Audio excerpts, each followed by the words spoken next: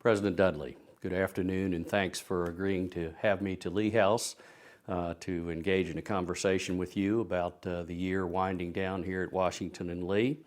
And thanks in particular on behalf of alumni for visiting our 40 largest alumni chapters all around the country since you arrived in January of 2017. That is no small feat, and we appreciate it. Glad to do it. I've enjoyed it. I hope we can talk about some of the themes that have emerged both in those alumni chapter settings and certainly in your conversations with students and faculty and staff here on campus. I want to begin, though, with a real question about the fact that you have been a professor here. You've taught 2 courses since arriving. You must have the busiest schedule on the entire campus. How do you manage that, and talk with us about the course that you just finished this term? Sure. I love to teach. I've been a teacher for 25 years and not going to stop just because I happen to be the president. So I'm teaching a class each fall, and I like to do classes that combine my background as a philosopher with my day job as the university president. So this fall I taught a course on our university mission statement. The mission statement says that Washington and Lee is here to provide a liberal arts education that develops students' capacities to think freely, critically, humanely, conduct themselves with honor, integrity, and civility. So I taught a course in which we asked ourselves, what does all that mean? You know, what does that involve? And we spent a month reading Aristotle's Ethics, which is the foundational text in virtue ethics, and then we spent 7 weeks reading a series of contemporary philosophers thinking about each of the virtues in the W&L mission statement. And had a fantastic time doing it. I had 15 students, a couple brave first years, some seniors, and everything in between. And they were engaged and just a treat to be with. Fantastic. Alumni have many fond memories of the iconic professors of their day who taught them, befriended them, mentored them in what we recall as a very personal, up-close way. Give us your impression about today's Washington and Lee faculty on that basis. Yeah, that I think remains absolutely the case, and it is a central part of what makes this place special. If I think about my own experience with my students, I spent time with them in the classroom every week, but of course also spent time with them in office hours, talking about the work of the course, but also their summer plans, their professional hopes and dreams, their graduate school applications. Invited them here to dinner at Lee House, had dinner with some of them in the dining hall, had dinner with some of them in a couple different fraternities, watched a few of them compete on the track team, watched one of them perform in the recent dance troupe event. And when I'm out doing those things with my students, I see other faculty doing the same thing with theirs all over campus all the time. And it creates the kind of relationships that people remember for a lifetime.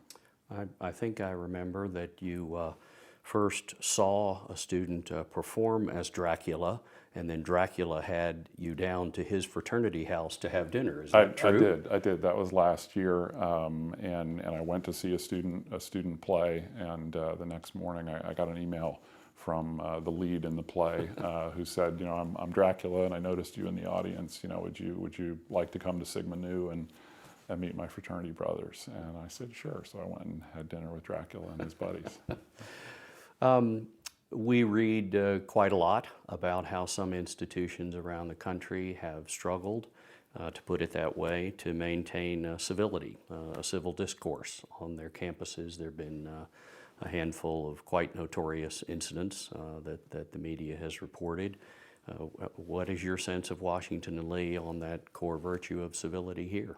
Yeah, I think it is a strength of this place, both in our daily interactions here on campus. Civility is one of the virtues in our mission statement, so it's one of the topics of the course I just taught. I think there's a fair amount to say about it, but if you boil it down, it amounts to treating people with respect, whether you agree with them or not. And I think we do that very well here. I saw it in my classroom. The students argued with each other every day. They were lively and they were passionate and they weren't afraid to express their disagreements, but they were always respectful to each other and certainly to me. I think you also see it in the events that we host on campus. We bring distinguished speakers to campus all the time. They get invited by different individuals and departments, and Washington and Lee is deeply committed to freedom of speech and to treating with respect the guests who come to this campus. My first weekend at Washington and Lee, I was rolled out as the new president the weekend of mock convention in 2016. Oh, yes. And that was, a who's who of dignitaries in the Republican Party were here speaking that weekend, and to a packed house in the Warner Center, and all that all went beautifully well. Right now, the students are ramping up behind the scenes, doing all the hard work to get ready for mock convention 2020. That will be a who's who of dignitaries from the Democratic Party to a packed house, and I have no doubt that will go well too. It's what we do. Good. The honor system is, of course, central to Washington and Lee, has been for seemingly all time. It's a point of pride for current members of the community and certainly for alumni. Talk with us a little bit about your impressions of the Washington and Lee honor system. Yeah, the honor system is such a distinguishing feature of this place, has been for a long time, still is. Again, it's in the mission statement, so it was a topic of my You course. covered a lot of ground. We covered a lot of important ground. And I often ask students why they chose to come to Washington and Lee, and the students we have here are some of the best high school students in the country, so they have a lot of options, and I'm always curious, why did you choose Washington and Lee in comparison to other schools? And one of the answers I hear most frequently is the honor system. High school kids, I think, have a hunger to be at a place where they can trust their peers and where they are expected likewise to be trustworthy. Who wouldn't want to live in a community like that? And the whole world should be that way, but unfortunately it's not. And so this place, I think, stands out in virtue of that, and that attracts the kind of people who want to live in that sort of community. So you would say that thread continues through today's Absolutely, students? Absolutely it does. Students take quite a lot of pride in upholding that long-standing commitment and tradition. And of course, I think that's very widespread throughout our community. Of course, the honor system is student run and administered, which is another very special feature of it. You yourself were the president of the executive committee, and some 50 or 60 years ago. It wasn't yesterday, but how important that work is and the seriousness with which you took it. And the young people I've met who are on the executive committee in the last couple of years and the presidents of the executive committee are just extraordinary. The very first W&L student I ever met was when I was a candidate for this job, and the search committee included trustees and distinguished faculty members and senior administrators and alumni like yourself. Thank you for hiring me. And this one student who was a sophomore who happened to be the president of the executive committee that year, Mason Grice. He was probably 19 years old, and he conducted himself like a full-blown adult throughout that process, and it made a huge impression on me. Right out of Rockbridge County. Right out of Rockbridge County. And when my own kids who are college age have come to visit W&L, and I've thought about, well, who am I going to send them out with on this, weekend evening to make sure that they don't get into trouble. I've sent them out with Mason Grice and Elizabeth Mugo, who's the current president of the executive committee. I trust them with my own kids. Talk a little bit about Elizabeth. That was a moment for us. Elizabeth is a fantastic young woman. She's an African-American woman, the first African-American woman to be the president of the student body and executive committee. She's from Columbia, South Carolina. She was one of the people that I asked to serve on the Commission on Institutional History, which I know we'll talk more about in a moment. And she's just a tremendous leader on campus. Will, a university like Washington and Lee progresses by virtue of a strategic plan. I think shortly after you arrived, you set those wheels in motion. Talk with us a little bit about the plan, particularly the process by which it came to fruition. Sure. I think of strategic planning as just an organized way for an institution to think about how it can become an even better version of itself. And one of the things I love best about Washington and Lee is our motto, non incautus futuri, not unmindful of the future, which to me means this is an institution that is rightly proud of what it already is and what it has been, but is always asking, how can we be a better version of ourselves? So to me, this is an institution that is kind of built for strategic planning. We ought to be especially good at it, huh? Yeah, and the last time a strategic plan was done was really at the beginning of Ken Ruscio's presidency, and that was then supported by the last fundraising campaign, and that plan accomplished a tremendous amount on behalf of the university. That plan had been done a dozen years ago and was essentially completed.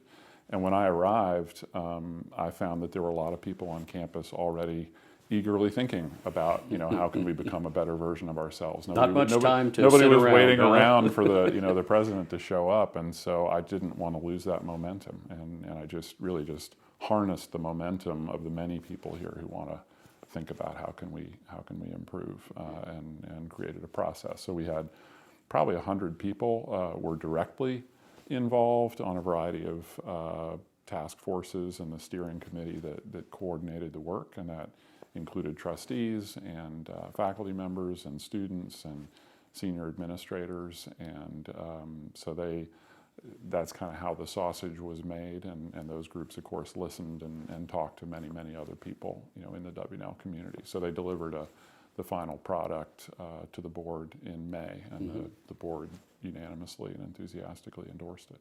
And perhaps a detail point, but is it always true that the strategic plan informs or frames a capital campaign of some size to follow? In other words, how do you accomplish the goals of the plan? Yeah, I think that is almost always the case, and certainly will be the case this time. The plan is really a guidebook for the next decade at W&L.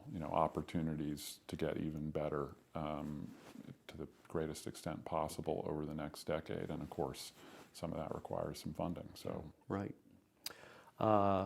Many of us were left a bit breathless by Michael Bloomberg's recent gift to Johns Hopkins. yeah. If I have it correct, the primary purpose of the gift, if not the only purpose, was to enable Hopkins to go to fully need-blind admissions. Right. That is also a part of the Washington and Lee strategic plan. What does that mean, and why is it important to you and to this university? Yeah, need-blind admission means that your admissions office, when it considers applications, can and does consider them solely on the basis of the talents and the character of the applicants, and pays no attention or consideration at all to the family's financial circumstances. And so it's really about being purely attentive to what applicants can contribute to the university and how they can benefit from the university, and selecting kids based on their merits and not on how much money their parents have. And it is sort of the gold standard of the greatest colleges and universities in this country, because talented students are the lifeblood of these institutions. If you want talent, you have to look for them Yeah. as broadly as possible, That's right. and make it possible for them to come. That's right. And so Michael Bloomberg's gift is extraordinary. He gave more than $1 billion to Johns Hopkins University, and you're right, it was all for need-based financial aid to make it possible for that university to become need-blind in admission, and that's a real credit to him and great fortune for Johns Hopkins. Washington and Lee is in stronger financial position than Johns Hopkins, so we are not nearly that far away from being need blind. I hope not. We probably need about another $130 million in endowment, and we will accomplish that so that we too can every single time admit kids based on their talent and character. I think there would be a direct connection between these issues and something that you wrote about in a column you submitted to the Washington Post just last week, specifically the number of Pell eligible students at Washington and Lee. Yeah. What is that, and how do you use that to measure how we're doing as a university? Right.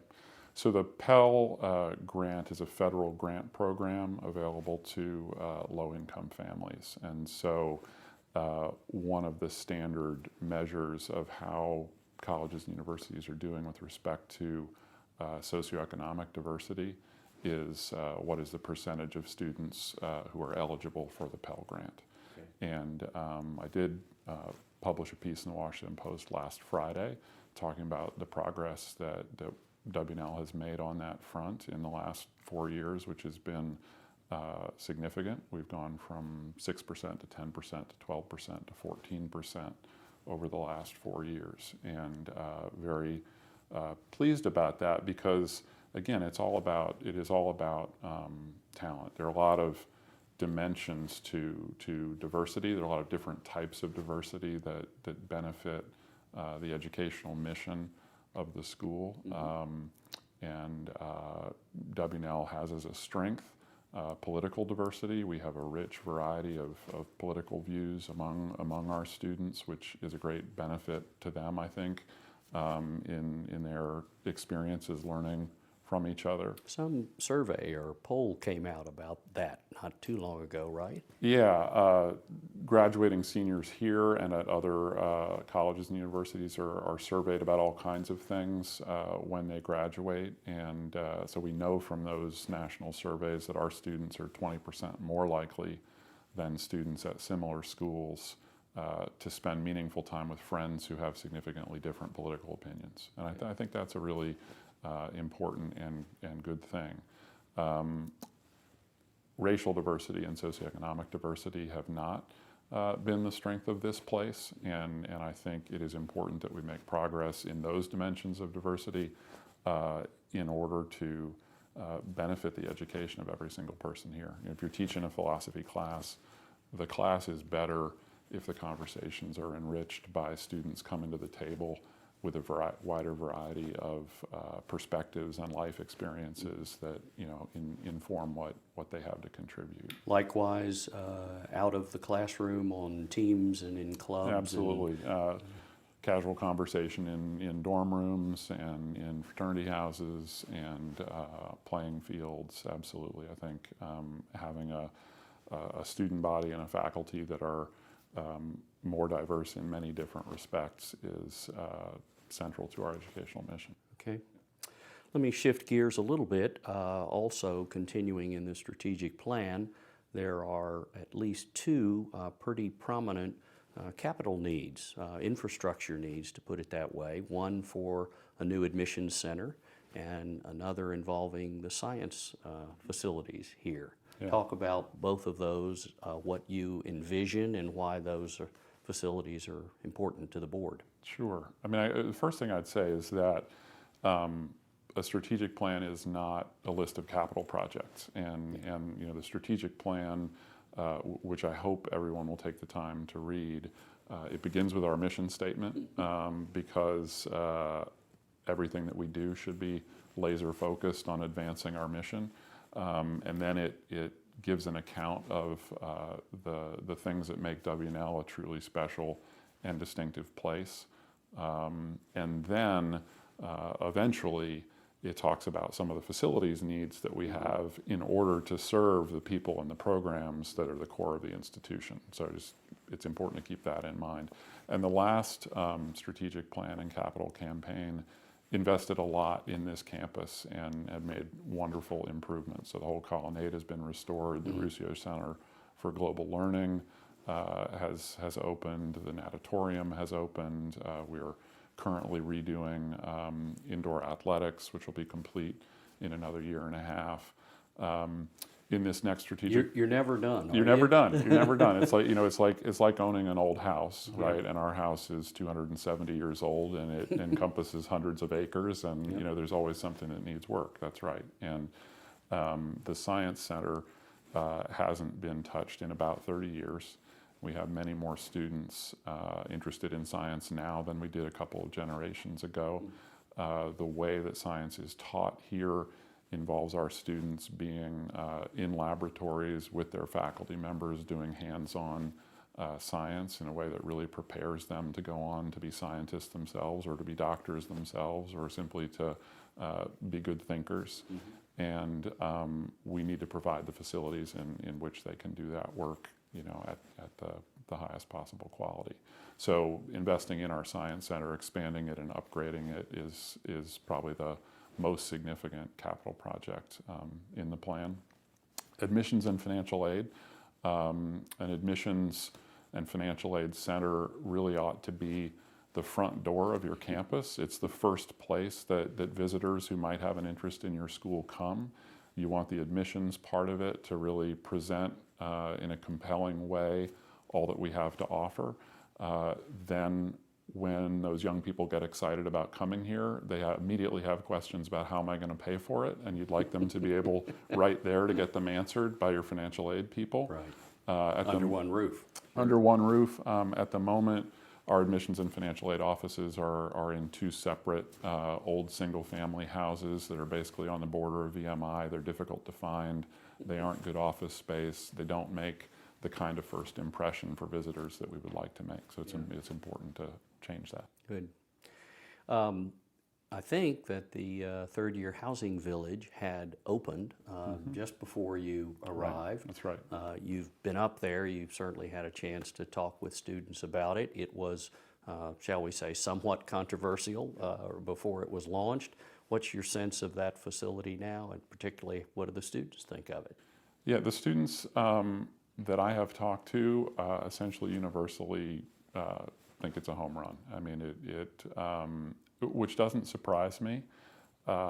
It's physically beautiful housing. It's in a great location. It's right above Wilson Field, central to all of our outdoor athletics facilities, so students can and do hang out on their balconies and cheer for their friends who are playing football or lacrosse or field hockey. But I think the most important thing is that it brings them back together as a community, which is a lot of fun. So, first year here, the class is all together in Graham Lee's and Gaines. Sophomore year, 75% of our students are participating in Greek life, and most of those students are living in their fraternity or sorority houses, and their fraternities and their sororities are, on separate sides of campus. So junior year, it's really a lot of fun for the class to be back together. The men and women are back together. The Greeks and independents are back together.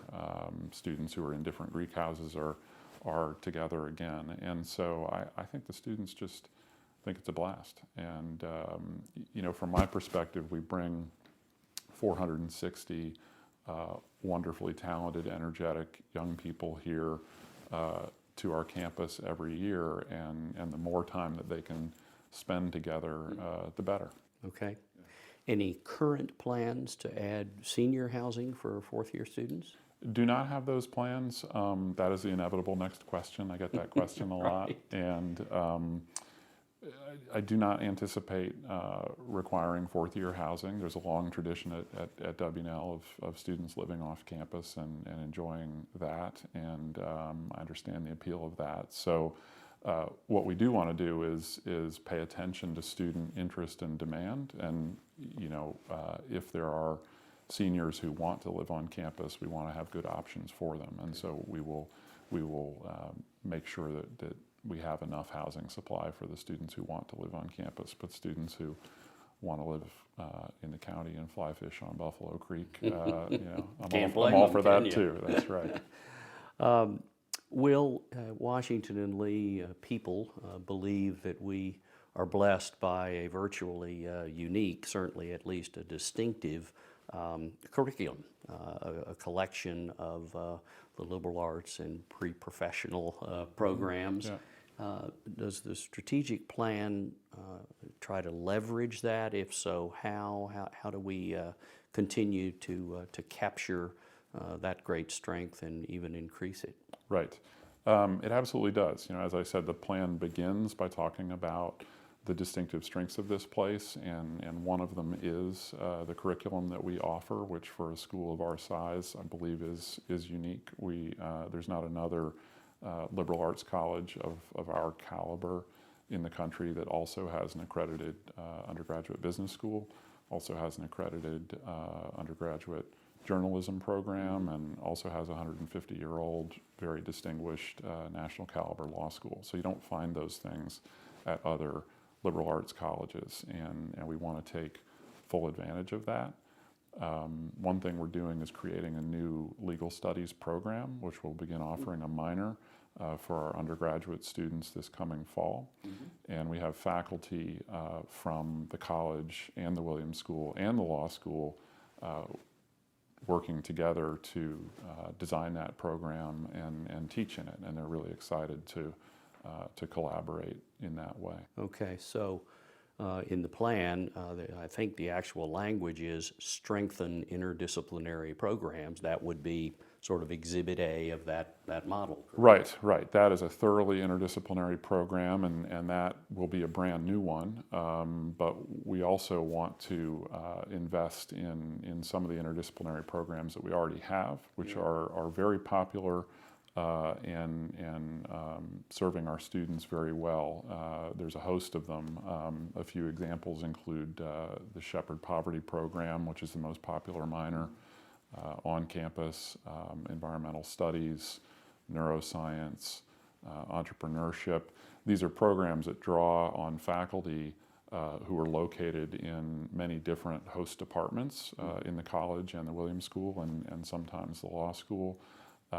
We want to make sure that those programs have the faculty that they need hosted in those programs to give them the kind of stability and quality that they deserve. At the core, however, we are a liberal arts college, correct? Yeah. And as a philosopher, that means something to you. It means a lot to me. It means a lot to me. Okay. Yeah. I'm a math philosophy guy and a deep believer in the liberal arts. Yeah. So with that in mind, I believe it's correct that the Williams School of Commerce, Economics, and Politics holds something north of 40% of all majors at Washington and Lee. Yeah. A concern, an opportunity, what is that dynamic about for you and the Board of Trustees? Yeah, it's not a concern, and I think, so the Williams School includes 4 departments. It includes economics, politics, business administration, and accounting. And economics and politics are core disciplines at every liberal arts college in the country. And they account for half of the majors in the Williams School. So that's 20% of the majors here. So about 20% of our majors are in business administration and accounting. And that means that 80% of our majors are not in business administration and accounting. So I think the liberal arts are alive and well here. And I really do think of the fact that we offer business administration and accounting and journalism and engineering as a distinctive strength of this place for a liberal arts college that gives students opportunities they can't find at other places of this type. Okay. We do want to make sure, there is a lot of demand in the Williams School. We want to make sure that we can meet it. I'd like to make sure, for example, that every philosophy major or math major or anthropology major who would like to take a handful of economics courses or a handful of accounting courses is able to do so, and that we have sufficient capacity in our faculty to make that happen. So we are going to invest in the building. The Williams School building needs to be expanded and renovated. That is part of the plan, and we'll make sure that we're able to offer enough seats in those courses to serve our students. Perhaps directed more at, quote, higher education, end quote. There's an awful lot being said and written about whether higher education produces employment-ready graduates and whether it's all worth it. You must read quite a lot about that. Bringing that issue to Washington and Lee as opposed to the rest of the universe, What are we doing on that score? Are we in good shape? Yeah, I think we're in great shape. I mean, I have to say, I think that's a lot of hand-wringing about nothing, to be honest. I don't think there's better preparation for the 21st century professional world than a liberal arts education. The success of our alumni in every professional arena that you could point to is evidence of that. 6 months after graduation, 95% of our students are either employed or in graduate school. They're doing very, very well.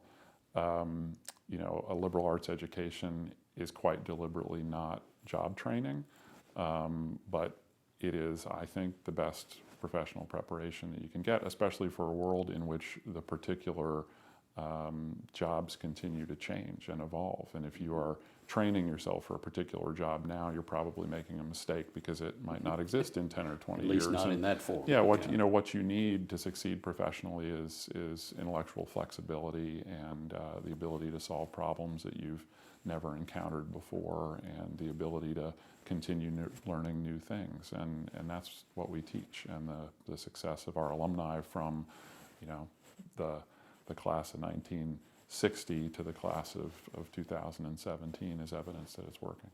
Will, let's turn to the Commission on Institutional History and Community. Would you remind us of the charge you gave to that group? Sure. The charge was simple. I asked the group to think about whether there are ways that we could teach and present our history any better than we currently do. And my focus was and is squarely on the educational mission, and asked the question in the spirit of non incautus futuri, just like the strategic plan. How can we get better at one of the important things that we do? Commission worked hard responding to that charge all of last year, delivered a report to me in May, which I then shared with the entire W&L extended community. I invited all members of the W&L community to share their reactions with me. Many did. And last summer I got about 400 letters and emails, most of them long and thoughtful and, now, did you and really passionate. read every one of them? I read every You single did? one, Yeah. yes. And that's how I spent my summer. I spent my summer reflecting on the commission report, reflecting on all the feedback that I received. I issued my own thoughts at the end of August, and then the board had the opportunity to talk in person at the October meeting, after which it announced its own decisions in relation to the report. Okay. We'll come back to those. I want to ask you briefly about the future museum of the university. What do you foresee happening in that new special space? Yeah, I am excited about the museum. I think it is one of the most important responses to that question: how can we do a better job of teaching and presenting our history? That's what the museum is for. I mean, museum is not just a place for objects, although it is that. But it's really an educational center. It's a place where we have the facilities, and we can display our objects, and we can tell the very many important and fascinating stories of this place. So that museum is, to my mind, a terrific opportunity. Seems like an unusual step to take if one was interested in either hiding or erasing any history. Do I have that right? I think you're right. I'm interested in more history, not less. One of the personal pleasures for me of having the great opportunity to take this job has been learning so much more than I knew about the history of this country and the history of this great school. And it's a lot of fun, and I want to share as much of it as possible with everybody who's interested. You're also searching for a new position called, I think, the Director of Institutional History. Talk a little bit about your hopes for that. Yeah, the idea there is to have somebody whose job it is to get out of bed every day and lead our efforts to understand and teach and present our history. So that job will involve, importantly, launching our new museum and then hiring the staff and thinking through the programming that we will offer in that educational center. It will also involve thinking about how that new museum relates to Lee Chapel and to the Reeves Center and to special collections, many other places that we have on campus where we tell our stories. And it will involve advancing some of the educational projects that I think were great ideas in the commission report. So doing oral histories of the first African American students at W&L, doing oral histories of some of the first women at W&L, doing a digital campus history tour so that people can walk the campus with their own iPhone or their iPad and really learn a lot about what they're seeing all around them. So it's really a position intended to intelligently coordinate the many dimensions of the work related to educating people about our history and giving that work the prominence that it deserves. Talk, if you will, about the board's decision to rename both Robinson Hall and the Lee Jackson House. Yeah, I think if I think about the response to the commission report and the things that we're doing, it's really three basic things. One is creating the new museum to teach our history. Another is making sure that we continue to remember and recognize and honor Washington and Lee and some of the other giants who made this place what it is, but also make sure that we recognize and honor some W&L pioneers who deserve to be better known than they are. And in this case, those involve John Chavis, thought to be the first African American to complete a college education in the United States, and he did it right here. That's an extraordinary thing. And Pam Simpson, who was the first female tenured faculty member at W&L and also the first woman to hold the position of Associate Dean of the college. So renaming those buildings is primarily seizing the opportunity to recognize some true W&L pioneers in Chavis and Simpson.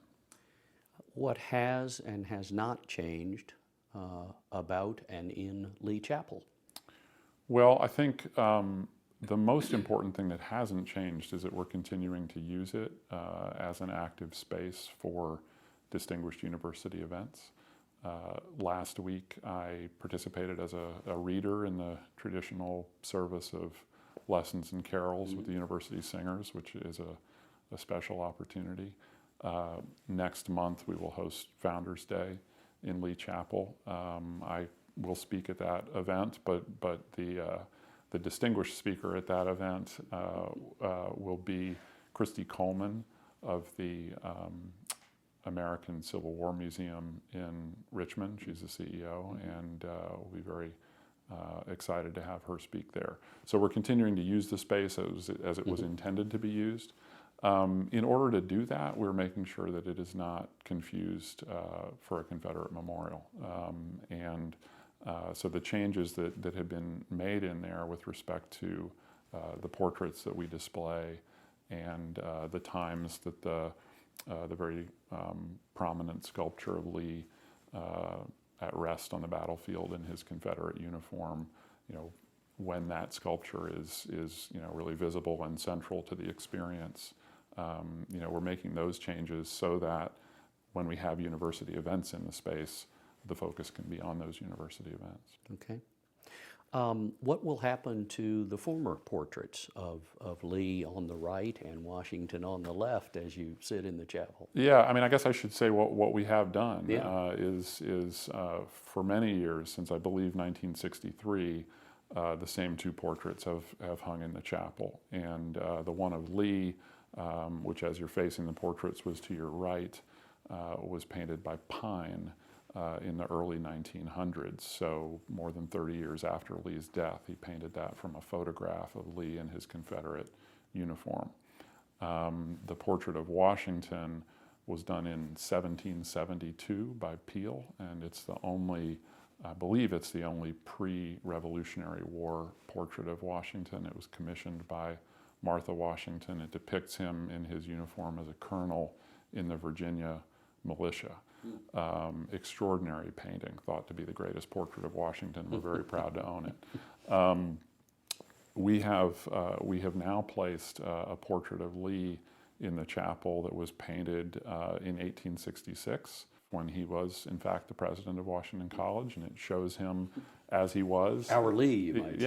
Yeah. It shows him as the president of the college, and he looks fantastic doing the job. And the portrait of Washington, we've entered into, I think, a really exciting arrangement with Mount Vernon. So